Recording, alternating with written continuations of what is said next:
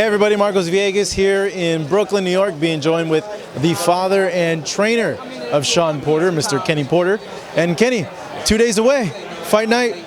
Give me a recap of the last 2 weeks of camp and how your son looked in those last 2 weeks. I don't remember the last 2 weeks. I remember peak week, which was great. That's all I remember. And, moving forward to this week, it just slowed down, man, and it's like at a turtle's pace now. And I wish, it was Saturday night already. But the week prior to that, he had really good, running and good bag work and mid work and that type of thing. But what stands out is peak week, because every day he raised his levels all the way up, and that was great. In terms of peak week, then, what did you see from him that you really liked? And was there anything different from this peak week compared to the other peak weeks? No, I wouldn't say it was anything different, but what I did notice was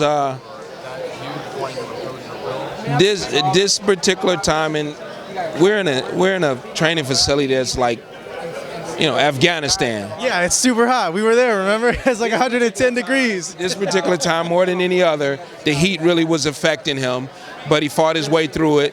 And he had a great week. So that was the thing that stood out, how hot it was. Yeah. It's also pretty hot over here in New York, pretty humid. Kenny, you brought in Shane Mosley. Yeah. Let me know the decision behind that and what Shane shared with you guys. Shane came in just to be Shawn's friend. Shane just came in to support.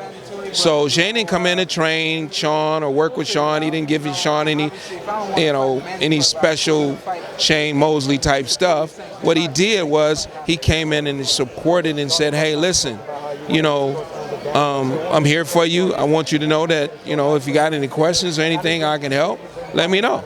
So that's all it was. So that worked out really well for Shawn to have for Hall of Famer just take his time and come and spend time with him. Did he share anything special or any good tips? He came in just to hang out. He came in just to support. So retired life, you got the freedom to do that. If you were a basketball player and Michael Jordan came to visit you, or you a football player and Jim Brown came to visit you, it's just great. You're just happy to be there. So that's what it was. I'd ask him tons of questions if I had a fight. No, they hung out like buddies.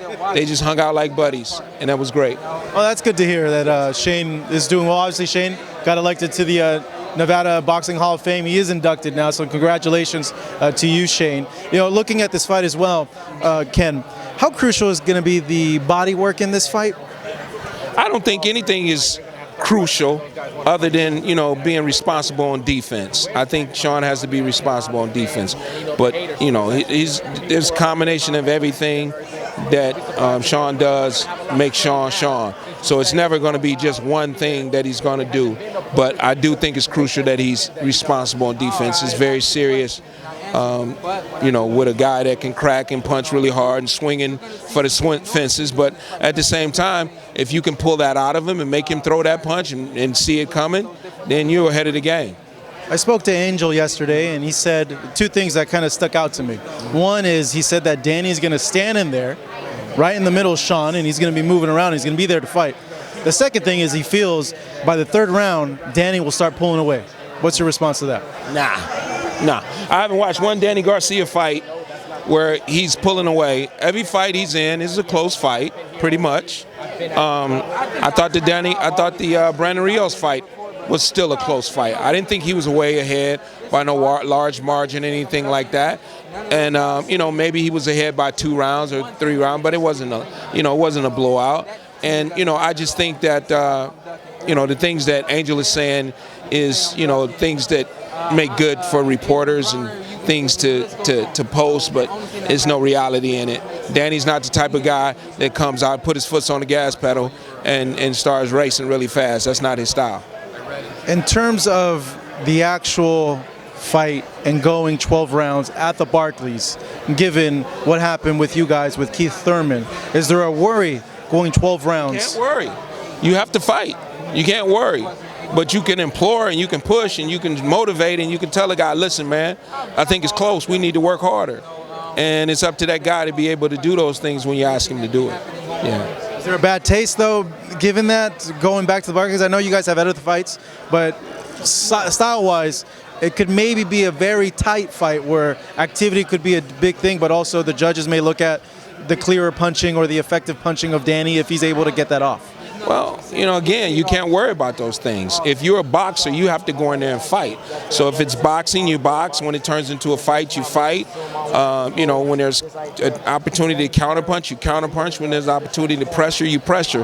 Those are things that Danny can't do. He can't change all those different things, but Shawn has the ability to do those things. So Danny's got one thing he's going to do well, which is counterpunch. The problem with counterpunching a guy that's throwing multiple punches is you can't counterpunch. You got to fight.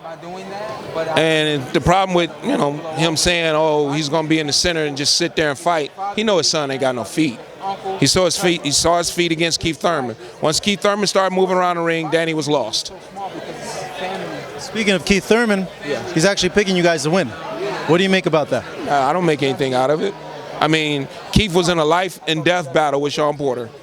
He know he was in a life and death battle with Shawn Porter. If you looked over in Keith's corner, if you watch that fight and you look over in Keith's corner in them later rounds, he didn't look like he wanted to get up off that stool. But, you know, he was able to pull it out and he got the decision.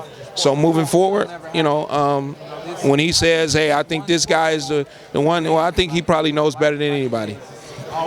In terms of the fight night, at the end of the day, what do you think is going to be too much for Danny Garcia to handle with Shawn? I think everything is too much because he's a one-dimensional guy. He's a counterpuncher fighter. He's a guy that really needs you to work at a certain pace so he can counterpunch you. And, you know, as he said, styles make fights. This is true. But reality is 1 + 1 = 2. If you throw one punch, a guy can counter you. If you throw 2 punches, a guy can counter you. But if you throw 3 or 4 punches, now the guy, in order to counter you, he's got to fight. It's no longer counterpunching, it's fighting. So if you're now fighting and we love to fight, you're no longer doing what you wanted to do. You're doing what we want you to do. So we want that problem. We want the problem, but the problem he also has is his feet and hands don't work at the same time. So if you see any point in time that he's moving his feet and his hands aren't going to be moving, he's got to plant his feet and then throw his punches. All right, Ken, thank you so much. It's good seeing you. No problem. Same here as well. As always, I need to go suit shopping with you, man. I need you to dabber me up. This is my clothing line. This is your clothing line? Yeah, this is my clothing line. So I need to get the clothing line.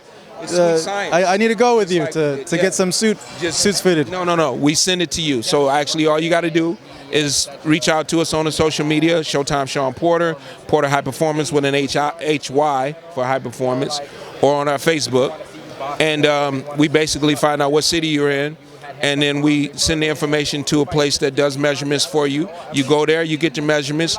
We discuss different colors and fabrics and things like that with you, put some schemes together, send them to you in an email, and you take a look at it, and then we come to, you know, the decision of what you want, and then we get it done. I think this is a video that we can do later on where we go through this whole process. You got the wheels turning already. That's all you got to do. We've been doing it for over a year now. All right. That's all you got to do. Ken, man, thank you as always. Appreciate it.